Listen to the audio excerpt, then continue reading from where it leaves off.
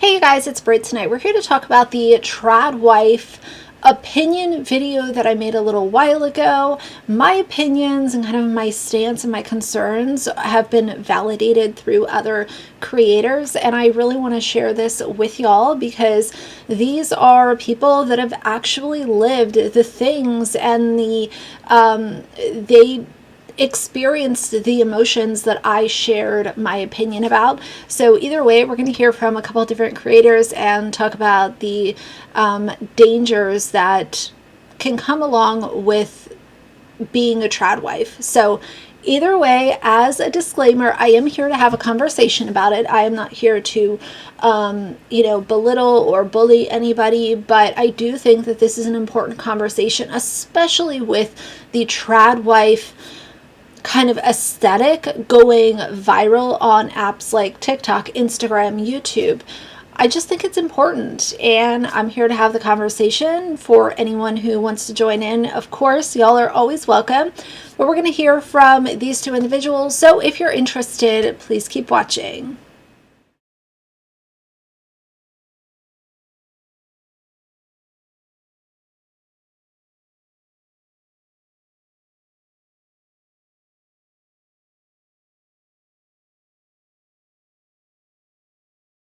All right, you guys, so the first creator that we're going to hear from, her name is Ruel, and she stitched another video. Actually, you know what? I'm going to make a quick decision here. Let's listen to the original video first, and then I will share what Ruel said, because Ruel stitched this video. So let's hear the first video first, if that makes sense, and then we'll go on to what Ruel had to say about expanding upon these thoughts, and we'll do it that way. So let's listen to this first video and take it from the top.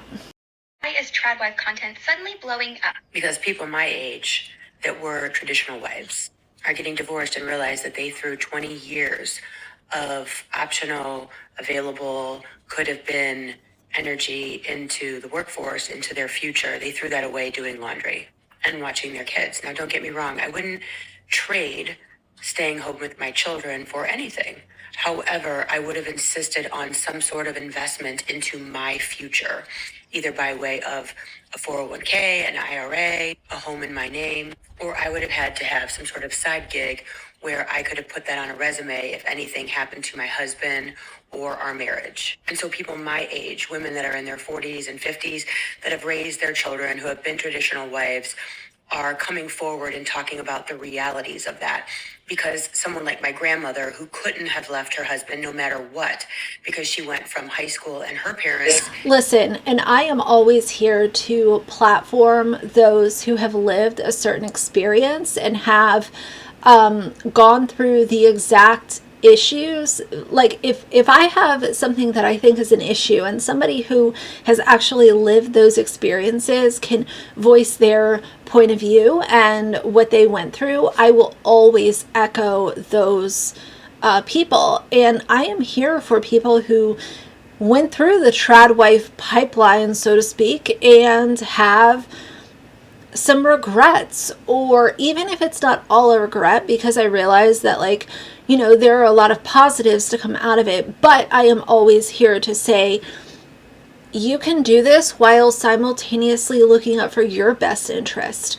If your husband leaves, if there's infidelity, if there is a husband that dies, then you have a backup plan. I am always here for backup plans. I am always here for having something to resort to if things go south. And that's one of the biggest takeaways that I've seen, aside from this creator right here, is just to say, if this is what you're going to do, make sure that you have a second and third plan to fall back on, or else you're going to be somebody who's gone through a divorce and you have no money for a house, you have no job experience, and you're left with 3 children or 4 children, or even 1 child is expensive enough, especially in this economy. It's very tragic. Let's keep going. Into being a stay-at-home wife and mother, she could never have left, ever. And so I, being 51, I am like one of the first or second generations of women being traditional stay-at-home wives who are coming out and saying, don't do this to yourself. And so trad wife content is becoming super popular right now because what's happening is the trad wife is glamorizing staying home and being a homemaker and a stay-at-home mother, which again, there's nothing wrong with that as long as you talk about the fact that if your husband dies, you're screwed, like triple double screwed. I have a family member that if her husband died or left her tomorrow, she would be a stay-at-home wife, broke on her ass with 4 kids and no way to support herself. Or if he died. What I also want to add into what she just said is that it's not just, okay, well, I'm making trad wife content and that's opening another stream of revenue for me and all of that. If that's what you're going to do, then you do have a stream of revenue for yourself. However, the problem that I see is a lot of times trad wives want to so heavily incorporate their children into the content and let their children build the followers and the likes and the views and the clicks and the sponsorships and all of the things that are going to end up making them more money. And I'm never here, trad wife, non-trad wife, whatever, I am never here for people using their children to pay their bills. If you want to make content like that, go for it. But if you are going to exploit your children, then I don't really think that that's a legit way to build your bottom line. My opinion. She's completely screwed. And for all of you out there that say, just marry a really good man. That's great and all, but what if you're sick of this really great man? What if he dies? What if he becomes like incapable of going to work? It's not that trad wife content is extremely popular right now. Everyone's being mean. What's happening is that we are the second generation of women coming forward to say, quit being so goddamn stupid and protect yourself. 50% of marriages end in divorce. And while he's making $100,000+ a year, you have no skills, no career, no resume, nothing except for kids and a dog and God knows what else. You'll be living in an apartment while he's got his new 20-something in his penthouse or the family home. So good luck. Listen, there's a lot of people in my life who think that I am an absolute party pooper because when I see young couples getting married, instead of just saying congratulations. Well, and I think the other thing to say with that is that a lot of young couples that are newlyweds or newly engaged, they are literally in the honeymoon phase.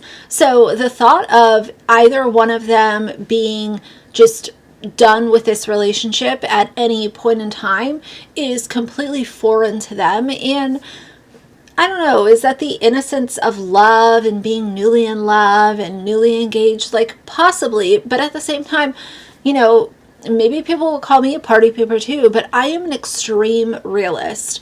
I think that any possibility could come into my life at any point in time. Anything can happen any day, any hour, any minute, and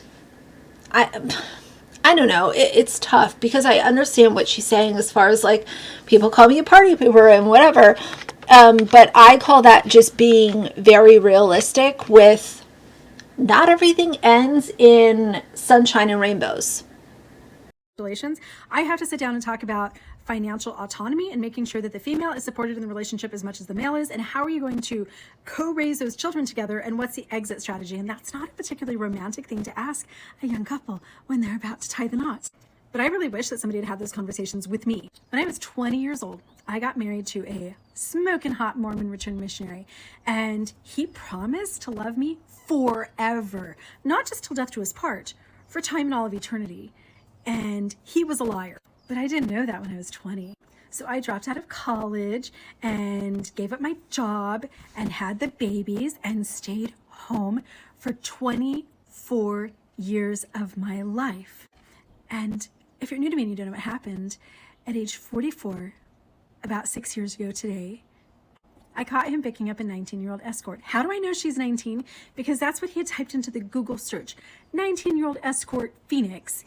Before he chatted with somebody on, I think it was Backpage, arranged a meetup, which I had caught on his phone and followed him up there the next night. 2 days after my husband abandoned me and our 4 kids for a 19-year-old escort, I went to Trader Joe's to buy myself a bag of groceries, swiped my card, and it was declined. I should have had a ton of money in that account, and it was all gone. It was gone. My name had never been on one of our homes. My name hadn't been on our vehicles. My name wasn't on the Mercedes that I was driving at the time that our marriage ended. He was able to evict me from the condo that we were renting together because I didn't even exist on the lease, not even as a roommate, not even as a pet. He just canceled the lease. I was just some weirdo living in the condo that Jake had canceled, and so the apartment evicted me. I'd always kind of thought in my head too, like, being a homemaker gives me a lot of skills that I bet would translate into a job. So I right away put together a resume, talked about all of the work that I had done in our family businesses, and went out and started interviewing for jobs. And there was not a person in this entire fucking world who wanted to hire a 44, 45, 46-year-old who had been a stay-at-home mom since the time she was 20. So my first and actually only job that I had after my divorce was $11 an hour, working as an assistant in an elementary school classroom 4 hours a day. If you did the math, $44 a day. The only reason that my rent is paid this month is, first of all, my TikTok followers are... Here's the thing that a lot of people also... I feel like it's becoming more of a normal conversation to have, but loyalty in the year of 2024 is so hard to come by. I realize that infidelity has always been a thing. I am not stupid. I am not ignorant. It's become more of a norm in the year 2024 and the years, as of lately, where you have dating apps and social media and just instantaneous ways to connect with other people. Loyalty is so rare. So what I will say is, if you are in a healthy relationship where loyalty is at the core of your relationship, hold on to that relationship as long as there's nothing, negative happening on other sides. Just really hold on to that, because I feel like infidelity is only going up as we get older. It's really sad to see. It's just an unfortunate reality for what we're seeing in the year 2024. Supporting my content, and I have 3 separate jobs: sales job, furniture flipping business, and I'm still working my Mormon essential oils MLM. I work 7 days a week. I have no retirement. I live in a family member's guest house that they could sell at any moment. I've only existed in the credit world for about 4 years, so I can't finance anything. Jenny shares that she is involved in an MLM, and I've talked about Jenny before. I did not know that she was still involved in this MLM, but putting that aside, I am so glad that she is educating through her content and giving people a little bit of food for thought. Even if you're not here to completely change everything about your life and the way that you see everything, I feel like creators like her are important to this conversation, putting it out there for thought only, not expecting anything in return, but just for people to take a moment and think. Take in consideration what could happen. And I don't know, if you're living in La La Land and you just think that this could never happen to me, then it is what it is. But I want to highlight this one comment. This person said, got married very young, divorced at 40. This is so true, but it's never too late to start over, and I did, and I'm happy now. And Jenny, who is the poster of this video, said, Terry, how did you get there financially? Terry responded, I am still broke but have a job, living month to month. Very happy though. Terry also said, I am broke. He even abandoned his kids, but we're surviving. I'm 42 and kids are still minors, but I'm glad I left. We have shelter and food. That's enough. So sad. Somebody literally said so sad in this comment thread. It is just a tragic reality to come to think that you put so much of your future into somebody who could, and sometimes did, switch up overnight. That is sad. Let's listen to Ruel. I think that Ruel, I've already listened to this video once, obviously, but I think that she really paints kind of a blueprint of how generations before her showed her that this is just the thing that you do. If you are a woman and you want to have children, then this is what you do. So let's allow her to have the floor, and then I will give my final thoughts. Or traditional way. Boy, can I speak on this. Grandmother, stay at home. Mom, stay at home. Me, followed right in their footsteps. 1995, got married. 1997, had my first baby. 2000, had my second. 2004, had my third. No career, no education beyond a high school diploma. It is what I wanted. Having no understanding of the consequences that I'm now facing as a result of that choice. All while my now ex-husband made me feel guilty because I wasn't contributing to the financial household, but yet wanted all of the things done at home as a stay-at-home wife does. He wanted both.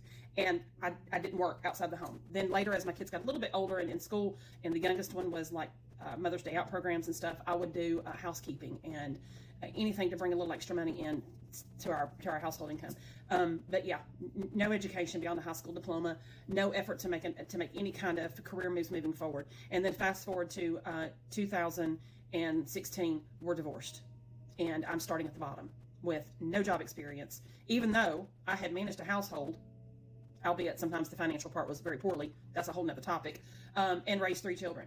And now I'm 49 years old, and I'm struggling financially because I don't have 20 years of work experience on top of the most recent 10 years. So I should have 30 years of work experience. Don't have that. I have 10.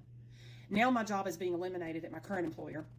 I have 6 months. I have a retention bonus plus severance after that, and then I've got to find something else.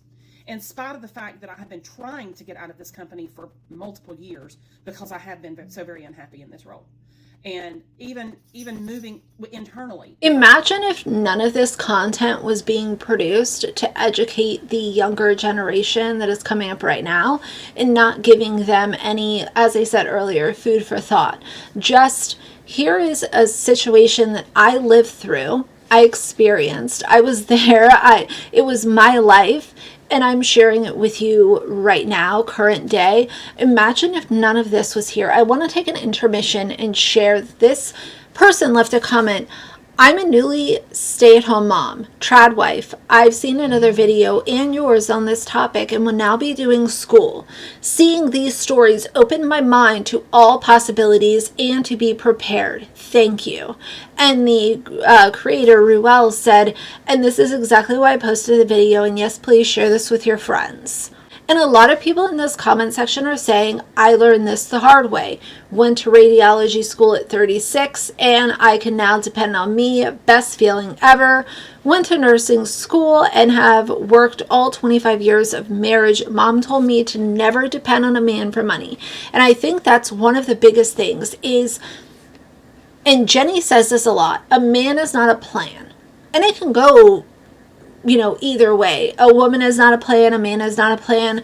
To put all of your eggs in the basket of my relationship is always going to be blissful. It's always going to be financially satisfying. It's always going to be everything and more that I need is something that needs to change. It is just simply something that needs to change. And I realize that there are some people that can, and I'm sure that I'll get some of this in my comment section, but people saying, well, it worked for me amazingly for 37 years, 46 years, whatever. That is amazing for you. However, we are also talking about a brand new generation glamorizing the Tradwife lifestyle, while simultaneously this new generation of people being unfaithful and not giving two about their partner that's raising their children. We're just dealing with a completely different generation of people, and that is why I am glad that there are videos like this to say, here is some food for thought. That's it. I'm going to leave it right here and keep it moving. Company. I haven't been able to do that either because they want a degree. They want some type of college education on a resume, and I don't have that. Being a stay-at-home mom is both rewarding and extremely sacrificing. My girls, I was always there for them. Got them to school, got them home. They rarely had to ride the bus. doctor's appointments, piano lessons, sick, I was home. Anytime they needed anything, I was their caretaker. Their dad was there. He was not a terrible dad. He was supportive as a parent. Although when I wanted to go do something for myself and get out and have some fun with my friends, I was always, I got to stay home and babysit kind of thing. No, these are your kids. You're not babysitting. You're parenting.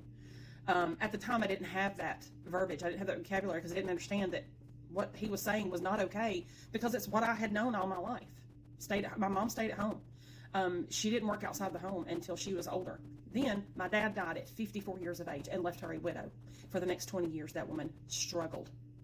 So whether it's divorce or death, Tradwives, we're in this economy, especially.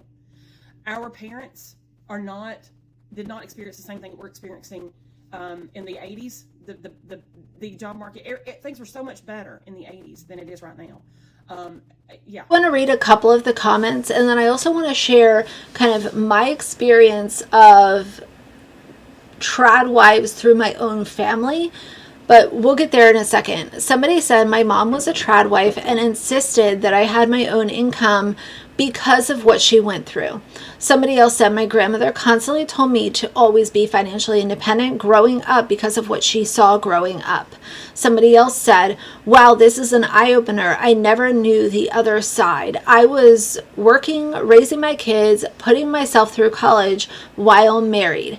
Now divorced, nothing changed, just my status single. And that's obviously because this person laid the groundwork for them to not be facing homelessness because their marriage fell apart or their relationship fell apart. What I would like to say to close out this video is, if and when I can, I will share my own experience, even if it's not directly comparable. What I will say is my grandmother and grandfather were married for, I don't know, 50 years or something along those lines. And he all of a sudden passed from a heart attack overnight. Like, there was no warning, there were no health complications, there was no nothing. And luckily, she worked the entire time that they were married. She was working actually in the education field. She was working for the local school. And I am so glad that she had her own thing to fall back on once he had passed. Now, there were certain things that she didn't know because he managed it. Like, she didn't know how to write a check. She actually learned how to write a check from my dad, who, taught her certain things that she needed to know how to do. I'm so glad this conversation is growing, and I am so glad people are saying, just have something as a backup plan. It doesn't have to be, a doctorate degree and $80,000 in your checking account and a perfect credit score, but just something. Even if it's just a little bit of money that you put away and you were able to, build kind of a decent credit report and so on and so forth. Just something. Something is always better than nothing, especially in these situations. So either way, I will link Ruel, and I will also link Jenny's TikToks in my description box. I can't wait to see this comment section. It's always a very interesting kind of conversation. And this is not to belittle anyone who has chosen this lifestyle to be theirs, but the takeaway is, have a backup plan, and don't allow the backup plan to be exploiting your children. I think that's kind of where I stand on this. So either way, that's going to be it for today. If you like the video, please leave a like and a comment. And if you'd like to see more from me in the future, please subscribe. I'll see you guys soon. Bye.